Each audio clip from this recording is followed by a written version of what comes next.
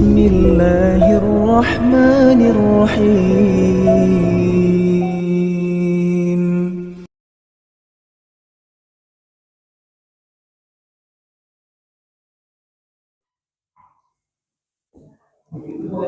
Bismillahirrahmanirrahim. Assalamualaikum warahmatullahi wabarakatuh. Waalaikumsalam. Innal hamdalillah nahmaduhu wa nasta'inuhu wa nastaghfiruhu wa na'udzu billahi min shururi anfusina wa min sayyiati a'malina may yahdihillahu fala mudilla lahu wa may yudlil fala hadiya lahu. Asyhadu an la ilaha illallah wahdahu la syarika lahu wa asyhadu anna Muhammadan abduhu wa rasuluh. Allahumma shalli ala Muhammad wa ala alihi wa ashabihi ajma'in, amma ba'du. Alhamdulillah, mari kita bersyukur kepada Allah Subhanahu wa taala atas nikmatnya di kesempatan ini kita bisa hadir untuk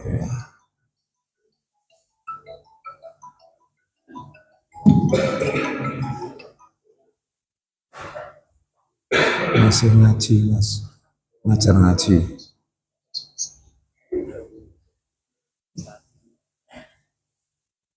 Masih ngajar ngaji.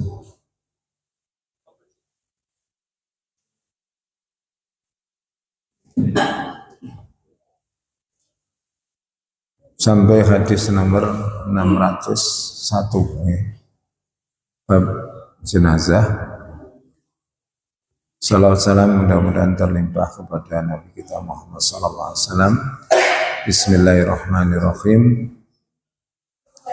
Wa an Aisyah radhiyallahu anha, dari Aisyah radhiyallahu anha, qala Rasulullah sallallahu alaihi wasallam, kasru admil mayyit, ya, memecah tulang mayit.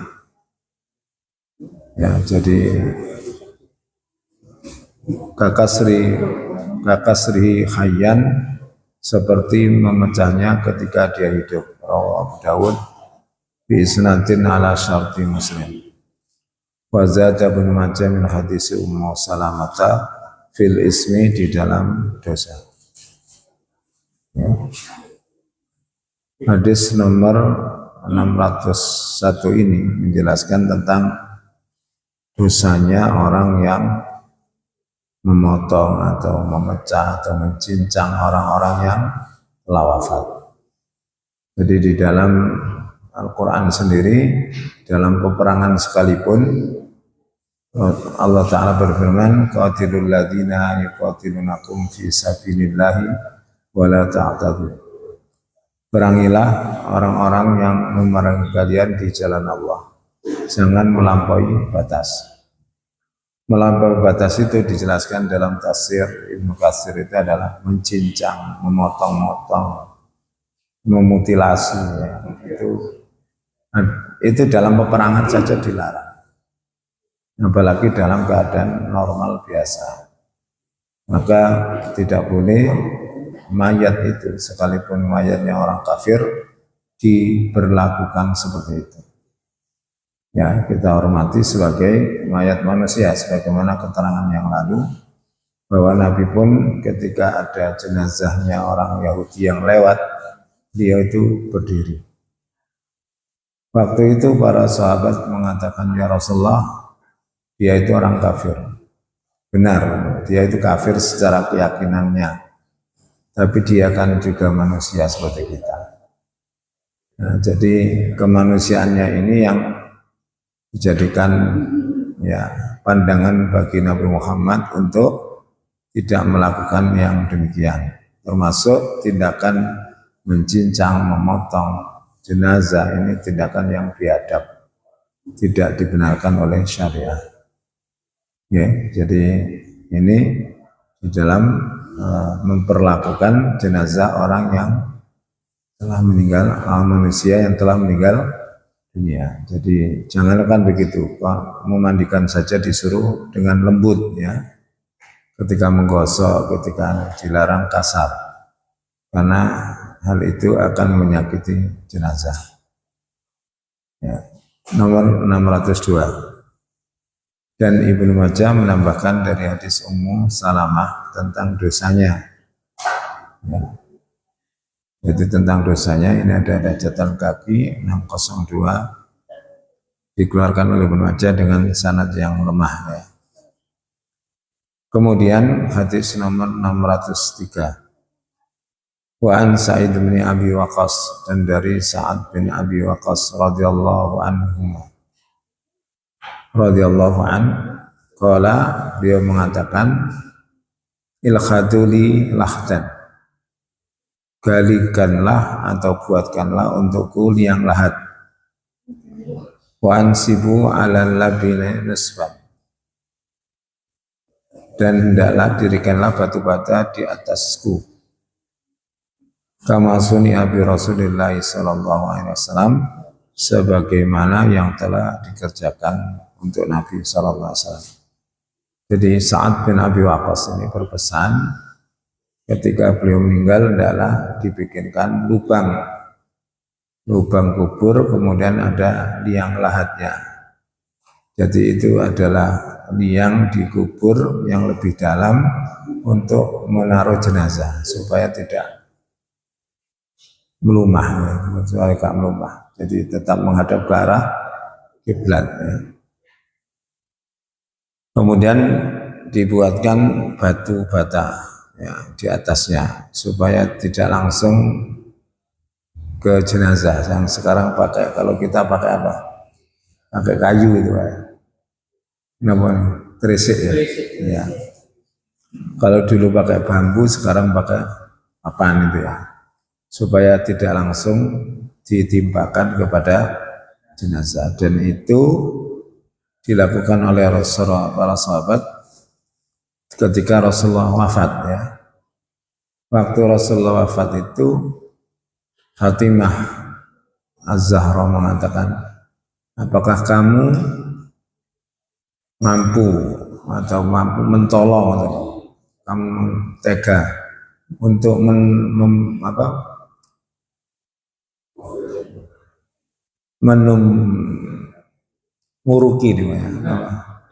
menimbun Rasulullah SAW jasadnya. Nah, jadi menimbun seperti itu. Maka dibuatkanlah kayu atau terisik itu supaya tidak langsung ya tanah itu menimpa jenazah gitu.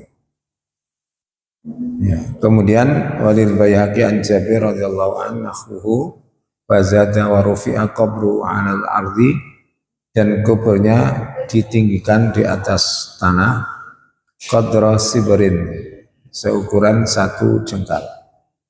Jadi ini kalau tanah terus ditutupi lagi, setelah digali ditutupi, itu kira-kira tingginya hanya 1 jengkal, tidak boleh terlalu tinggi. Ya. Kemudian ada juga perintah kepada Ali bin Abi Thalib yang disampaikan kepada Nabi, kalau ada kubur terlalu tinggi disuruh meratakan. Ya. Kalau ada berhala disuruh menghancurkan. Gitu. Jadi itu kuburan-kuburan yang tata cara untuk menanam jenazah dan tanah yang dilakukan ditimbunkan itu ukurannya paling tinggi 1 jengkal, tidak boleh tinggi-tinggi. Nah, sedangkan sekarang ini ya banyak orang itu melakukan pelanggaran-pelanggaran, terutama ketika menguburkan orang-orang alim, orang-orang yang dipandang sholih, itu kuburannya sampai berlebih-lebihan. Lebih-lebih kalau jangan lihat kuburannya habaib ya di YouTube itu, kayak hiasan orang menikah gitu ya. Jadi sangat mewah begitu. Dan sesungguhnya yang demikian ini tidak diperintahkan, bahkan dilarang oleh Nabi Shallallahu Alaihi Wasallam. Ya. Jadi jangan kita kemudian melakukan yang demikian itu. Kenapa? Itu termasuk tabdir, ya, pemborosan. Kenapa? Karena orang yang meninggal itu tidak butuh begitu-begitu.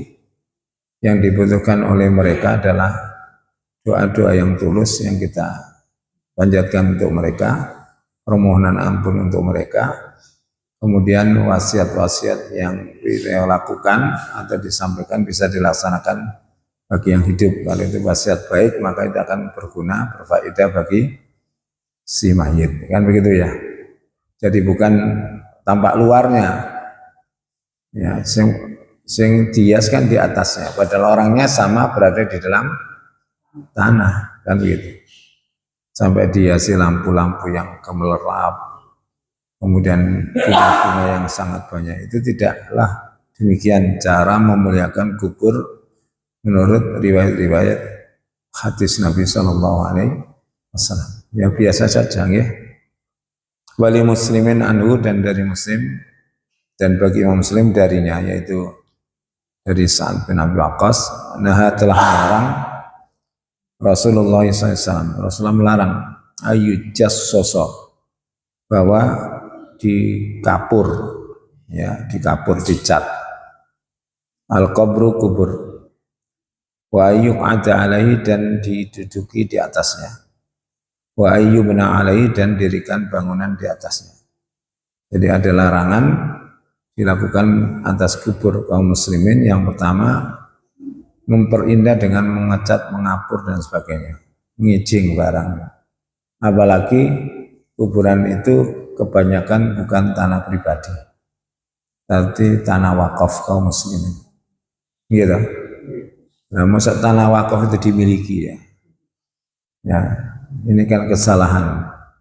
Kalaupun tanahnya sendiri, itu ada larangan dari Nabi SAW supaya tidak ada pengkeramatan terhadap kuburan-kuburan tertentu. Ya.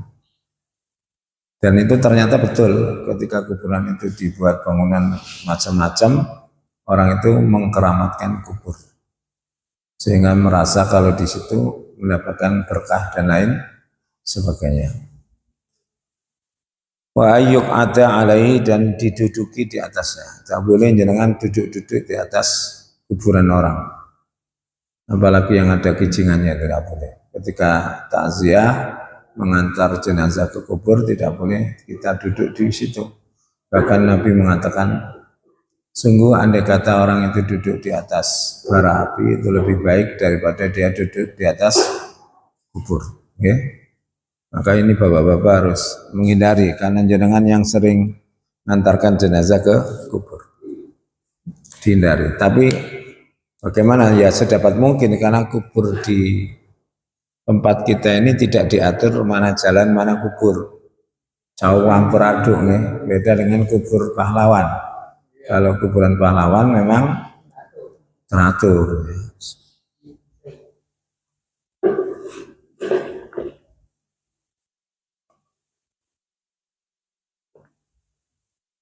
Wa ayyubna alaihi, dan kemudian didirikan bangunan di atasnya. Lebih-lebih masjid, ya, tidak boleh membangun masjid di atas tanah kuburan. Kalau begitu gimana? Di dalam kitab Sahih Al-Lu'lu' Al-Marjan itu disampaikan oleh, ada satu riwayat bahwa ketika Nabi membangun Masjid Nabawi, itu ada di tanah itu 2 atau 3 kuburan orang musyrik. Maka oleh Nabi dipindah kuburan itu, diletakkan di tempat yang lain. Ya, bukan langsung diuruk terus didirikan. Dipindah dulu kuburnya, lalu kemudian baru dibangun bangunan. Ya. Itu cara Islam memperlakukan kubur, ya. Menghormatinya begitu. Kalau tidak penguburan itu kan ya, tujuannya kan untuk memadatkan tanah. Ya, ya gimana lagi caranya kalau nggak gitu, ya, artinya kalau niat itu di situ. Innamal a'malu binniyat. Memang tujuannya bukan untuk santai-santai duduk-duduk, tetapi memang untuk memadatkan tanah. Kalau enggak begitu kan nanti ambles, Pak. Ambles, ya nggak apa-apa yang demikian, karena memang dibutuhkan yang demikian. Ya sekalipun kayaknya nginjak-nginjak orangnya enggak, ya, orangnya di dalam, hanya kita harus berlaku sopan kepada ahli kubur. Wong jenengan saja kalau masuk ke kubur aja disuruh salam. Ya, disuruh salam dan disunahkan untuk melepas sepatu atau sandal. Bukan karena masuk masjid atau enggak, itu sunnah saja. Jikalau misalkan kalau jenengan misalkan memakai sepatu itu lebih aman karena tempatnya becek atau apa, enggak apa-apa dipakai, ya. Ya, itu sunnah saja untuk melepaskan sepatu atau sandal tatkala masuk ke dalam kubur. Kemudian setelah itu jenengan bisa berdoa, mendoakan. Bahkan beberapa riwayat itu ada sahabat yang meminta anaknya untuk membaca surat-surat tertentu dari Al-Quran. Ya.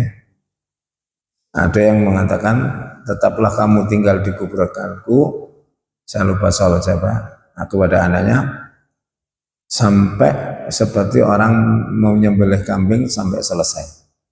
Jadi disuruh lama untuk menunggu dengan membacakan doa untuk mereka. Ya. Jadi kita itu hindari pemahaman yang ekstrim, Pak. Orang Islam itu kadang hobi nang kuburan, ya, sewarga ngalang-aling nang masjid. Tapi ono sing gak belas-belasan niku. Kuburan ibu ini lho gak ero. Ini kula kebangetan ya. Jadi jangan ekstrim begitulah. Kepada orang alim ya kita hormati mereka. Jangan berlebih-lebihan. Tapi ojo gak ngereken itu ya salah. Ya. Ini kan adik saya cerita ya, adik saya cerita ketika adik saya belajar kristologi ke Kiai Haji Abdullah Wasian. Nah, itu kalau beliau ngisi di IPNU ya, IPNU atau mahasiswa NU itu, kalau Pak Yai datang itu langsung disambut, diarahkan, tasnya digowo, dipersilakan. Sing bener ya IPNU, nek pemuda Muhammadiyah, lo Ustad, tapi mau cokoran sih terus. Itu aduan beliau kepada muridnya. Makanya jangan ekstrim begitulah. Ya, artinya kita dudukkan sesuatu pada porsinya. Kalau memang di hadis itu ada anjuran ziarah, yang jenengan ziarah dalam saat-saat tertentu atau apa terserah. Ya, tidak ada ketentuan waktu kapan ziarah, hanya yang terbaik itu adalah malam Jumat atau hari Jumat, kan itu hari yang terbaik. Nabi sering ziarah kubur itu malam supaya berkesan di dalam hati. Mungkin apa mboten? Nanti jenengan ziarah jalur. Mboten kawan. Kalau saya ziarah biasanya pagi, kadang-kadang sore gitu ya, menjelang habis asar gitu. Hari yang udaranya nggak panas itu. Dan tidak saya tinggalkan sama sekali dan juga tidak terlalu sering gitu ya, biasa-biasa saja ya. Ya. Kemarin juga habis hari raya saya mampir ke kuburnya bapak dan istri saya. Ya. Kenapa kok begitu? Biar tidak terkesan bahwa nek ziarah kudu sak durunge riyo utawa sak durunge poso. Tidak, kapan saja boleh. Mau kenapa orang-orang itu mau hari raya? Alasannya ya isoe mulai riyo ngoten lho, iso usah ngelanggar. Isoe mulai riyo. Tidak ada keistimewaan tertentu, keterangan tertentu bahwa itu lebih afdal. Ya. Nah, jadi silakan. Untuk apa sih kata Nabi? Ziarah kubur itu untuk mengingat mati. Bukan minta kepada orang mati. Yang kedua, supaya kita itu zuhud terhadap dunia. Orang kemrungsung ayo. Nek aro barang api kudu tuku. Nek ana bojone wong gawe ngene dilirik digelangi gedhe kudu tuku maneh padahal nang omah ya jaga. Kemudian juga tidak terlalu kemudian ro bojone wis elek ngelirik wong wedok. Wayu kepengin rabi mana napa ketok wayu Pak. Ora niku gurung ditarik blonjo sampean. Nek wis ditarik lak siji maneh. Nggih napa boten? Awayu aja nih, ngomongnya legi, manis. Polanya durung tahu sama disenggerang. Mulai cek baru kenalan, ya. Ini nama buatan podo, masih lanang ya podo. Makanya kemudian tudzakirul akhirah, itu mengingatkan kita kepada akhirat. Bahwa ketika kita ziarah, itu mengingatkan kita pun akan mati seperti itu. Dan kita akan berjumpa Allah harus melalui jalur mati. Nek mati kayak sebelum swarga sama. Kalau bertempur mati ya Allah, kayak sebelum swarga sama. Makanya dianjurkan untuk baca ayat kursi setiap selesai salat wajib. Kata Nabi, siapa yang rutin membaca ayat kursi setelah salat wajib tidak akan menghalangi dia masuk surga kecuali kematian. Artinya nek mati kayak itu sok mlebu surga. Dia kurang iso mlebu surga, bolane durung mati. Makanya yang rutin baca ayat kursi ya. Ayat kursi dibaca.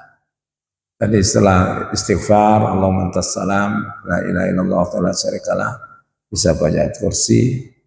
Urutannya tidak ditentukan apakah jenengan baca. Yang jelas istighfar itu yang pertama. Ya, subhanallah itu, alhamdulillah, Allahu akbar itu bisa dibolak-balik. La yadurru min aina bada'ta, tidak membahayakan kamu dari mana kamu mulai. Misalkan jenengan wiridan pertama Allah akbar telung ya oleh alhamdulillah yang sal. Ya, enggak apa-apa. Misalkan wis kadung ngomong alhamdulillah ya teruskan aja. Baru setelah itu subhanallah, baru Allah akbar atau dibolak-balik enggak apa-apa. Ngoten nggih? Nah. Kemudian berikutnya wa an Amir ibn Rabi'ah radhiyallahu anhu, tadi Amir bin Rabi'ah radhiyallahu anhu, anna Nabi sallallahu alaihi wasallam, bahwasanya Nabi sallallahu alaihi wasallam shalla ala Utsman ibnu Mad'un, ya salat atas Utsman bin Mad'un, wa atal qabra, dan mendatangi kuburnya, ya. Fa khasa alaihi salasa khasayatin, dan beliau menaburkan tanah di atasnya 3 taburan. Wa huwa qaimun, dan waktu menaburkan itu dalam keadaan berdiri. Jadi Nabi ngasih contoh, misalkan dengan setelah selesai ambil tanah lalu ditaburkan.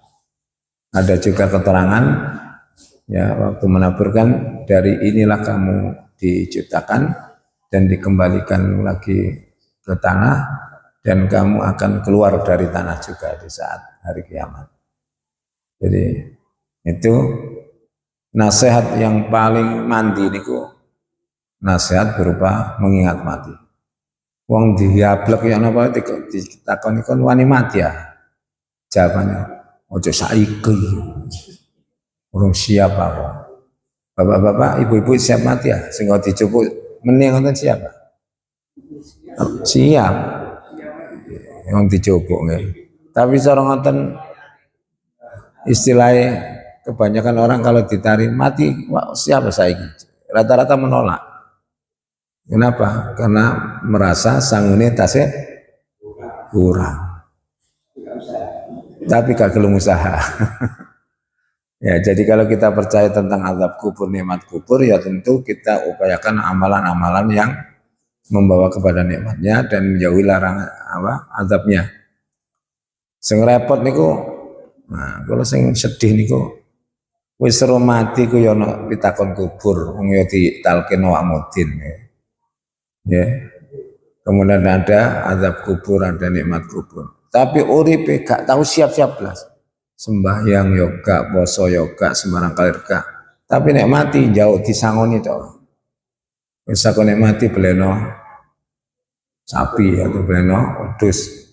Sekarang kita masukkan ke dalam kehidupan kita nyata. Panjenengan hidup itu kira-kira sanggup duit dhewe napa jaga no disangoni wong dalam hidup di dunia itu lah. Sama misalnya diajak rekreasi teng Jogja, apa siap-siap nggo duit dhewe itu kok apa engko ae nang bis lak ke kanca engko lah ya disangoni. Wong nyangoni kan ya tempo-tempo. THR kan itu ya. Ya digawani jajan ngoten. Kan tidak selalu, semuanya harus dilakukan secara mandiri. Makanya dulu ya, nyanyi kula, nyanyi itu nyanyi, adiknya Mbah itu sudah tua banget, 100 lebih. Itu biasanya pergi berjamaah ke masjid. Waktu niku ya tekenan, tapi mboten pikun. Udan-udan di larang Kalimantuni. Mak, sampai udan-udan jamaah engko nek kepreset ya Allah. Jawabannya ya pinter. Wah, aku ndolek sangku dhewe kok kon larang. Ya nek kon eling aku nek nyintungan nek gak.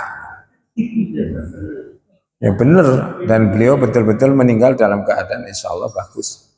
Kenapa meninggalnya habis sholat halu, tasik rukuan. Nah, ini kan, ya apa yang disiapkan. Makanya kemudian ada kisah juga, Syekh Utsaimin itu pernah didatangi Raja Abdullah untuk dikasih rumah, karena rumahnya jelek Pak. Gak pantas Syekh besar Mufti Arab Saudi omahe elek. Akhirnya kata Raja Abdullah, saya akan buatkan rumah Anda karena harus pindah mosok sampai pejabat tinggi kong ini. Kata Syekhnya, aku bangun. Saya sudah bangun rumah, sudah lama saya nyicil rumah. Dengar begitu, istrinya senyum-senyum Pak. Wah, ternyata bojoku jangan ngasih kejutan aku.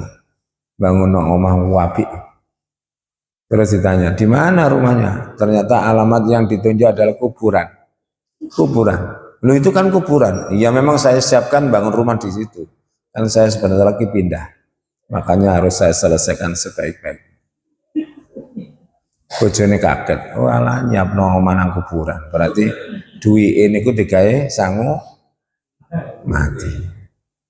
Makanya kehidupannya lebih banyak kesederhanaannya. Begitu ya. Enten tiang sengotan. Ya, itu namanya orang cerdas menurut hadis. Orang cerdas itu beramal untuk menyiapkan kehidupan setelah mati. Karena orang yang soleh pun getun, ketika meninggal itu getun. Apalagi orang yang buruk, sangat getun. Orang soleh itu getunin apa? Kok mek nginut dok amal kurang saja. Ru ganjarannya kok yang ini. Oke. Ya mudah-mudahan kita termasuk orang yang fastabiqul khairat. Ya. Nggih mboten dadi wong Ramadhaniun, semal Ramadhaniun, Pak. Ramadhaniun niku nek Ramadan tok gawat tuh nang masjid. Engko Sawal ilang. Mungkin ngenteni Ramadan maneh. Ada jamaah itu yang datang menjelang korban itu. Pokoknya jangan korban mesti kata jamaah supaya tidak ada panitia engko mari budal mana ya. Wis babah. Sing penting titik sampean. Terus wong ngoten niku ya gak bisa dikocok. Alhamdulillah dhek teko kan iso ngewang-ewangi. Wa an Utsman radhiyallahu anhu qala. Dari Utsman radhiyallahu anhu beliau mengatakan karena Rasulullah sallallahu alaihi wasallam idza faragha min dafnil mayyit adalah Nabi sallallahu alaihi wasallam apabila telah menguburkan mayit. Waqafa alaihi beliau berhenti atau berdiri padanya. Waqala lalu beliau mengatakan istaghfiru li akhikum. Mohon ampunkanlah untuk saudaramu. Jadi permohonan ampun orang muslim terhadap saudaranya sangat dianjurkan. Dan itu penting sekali. Itu juga menunjukkan tidak hanya doanya anak yang sampai. Yang mengiling-iling ini kayak tanda petik ya. Dianggap bahwa dewi ini keyakinan anak itu, liyane gak di anak. Terus apa? Katanya kata di dalam hati itu awaladin solihin, bukan au ibnun solihun. Ibnun itu kan anak kandung. Walad bisa anak kandung, bisa anak angkat, anak didik dan sebagainya. Ya. Juga kalau dia memiliki saudara-saudara muslim yang banyak, tentu dia akan mendapatkan doa dari mereka. Minimal ketika sholat itu oleh wong soleh nih. Assalamu alayna wa ala ibadillahis sholihin. Mudah-mudahan ya Allah Engkau berikan keselamatan kepada kami dan berikanlah juga keselamatan kepada orang-orang yang soleh. Makanya nek sampean soleh gak perlu khawatir gak ditungakno. Muslim mati mukmin, muslim mesti ditungakno wong. Allahumma fir lil muslimin wal muslimat. Gitu? Mesti ditungakno. Okay. Kemudian wasalu lahu at-tasbit.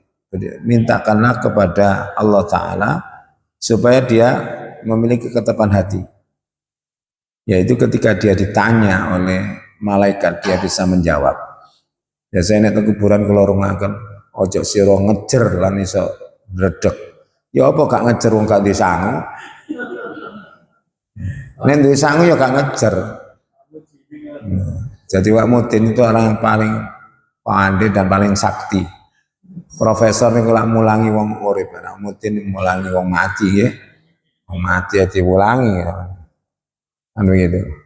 Ojo sila gemeter. Bagaimana tidak gemetar sama maca hadis ya napa mungkar nakir. Jenenge tok ae medeni. Ya. Kan begitu. Ya. Dan wajahnya itu kata Rasulullah, wajahnya itu ketika bertanya kepada orang yang ditanya itu suaranya ya seperti petir. Weras. Wis pokoke gak gelem ketemu aslinya wong dengan mungkar nakir. Tapi yang mesti ketemu kecuali orang yang mati syahid tidak ditanya oleh mungkar nakir. Para sahabat bertanya, kenapa ya Rasulullah tidak ditanya? Kata beliau, cukup kilatan pedang. Kalau sekarang rudal di atas kepala mereka itu cukup sebagai fitnah atas keimanan mereka. Ya. Jadi mudah-mudahan nanti Allah Ta'ala menangkan kaum muslimin. Ya, ya musuhnya aku jelas kafir-fir. Kafir-fir, karo wis. Ya. Tapi nggih enten sing ngelokno Iran ae. Gak tau ngelokno Amerika mbek Israel. Tapi dia Islam, kan aneh. Iya memang Syiah, kita tahu Syiah itu begitu. Tapi kan podo ae sih, Ahlussunnah ya macam-macam. Ono sing kaya makoli ya ngaku Ahlussunnah nggih. Ono sing gak sembahyang ngaku Ahlussunnah. Kan begitu. Macam-macam, podo ae Ahlussunnah macam-macam, Syiah ya macam-macam. Saniki sing wani mbek Amerika sapa? Iran tok sih. Syiah tok. Liyane gak wani, sing ngaku Ahlussunnah melempem kabeh. Malah omahe dikai pangkalane Amerika. Kemudian sekarang dibuktikan oleh Allah bahwa Amerika tidak bisa melindungi dirinya sendiri apalagi melindungi negara Arab. Pangkalannya lo dibom, kena, katanya ngelindungi nopo. Nah itu kan bukti bahwa Allah tunjangan. Kulo delon pelindung. Katanya sejatinya pelindung kita Allah. Dong-dongnya ya Amerika ya. Ya, gak cocok mek serbani. Makanya ya kita bisa diskusikan itu. Jangan kemudian menuduh ini dan itu. Katanya bomnya itu tidak mengenai apa-apa, hanya tempat-tempat kosong yang disepakati. Enten tentang YouTube. Ustaz terkenal. Katanya Syiah dan Israel itu saudara. Jadi bomnya jatuh di tempat-tempat yang kosong. Tidak kena. Kayak tahu nonton dewi ya. Ngomongannya ditakoni Gusti Allah ya. Ya. Jadi kalau kita nggak tahu itu ya jangan ngomong yang rinci. Sing oleh ngomong tentang Gaza itu ya Muhammad Gaza. Karena dia tinggal di sana 15 tahun. Aru rasanya dibom Israel. Ya. Ya begitu. Ya ini saya sampaikan supaya jenengan tetap mendoakan kebaikan kepada kaum muslimin. Semoga mau ya. Sing dibom-bom karo Iran muga-muga sadar nek dhek dibujuki Amerika.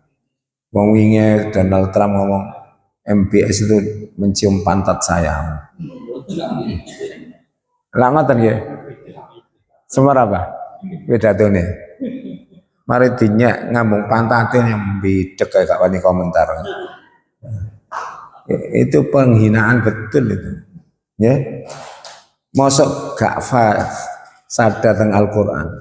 Nek gak oleh menjadikan orang Yahudi Nasrani sebagai pemimpin Nah, wis jelas ayat itu. Terus Allah mengatakan apa yang ada di dada mereka itu lebih buruk lagi daripada yang diucapkan. Wa ma tukhfi sudurum akbar, dan apa yang disembunyikan di dada mereka rencananya lebih besar.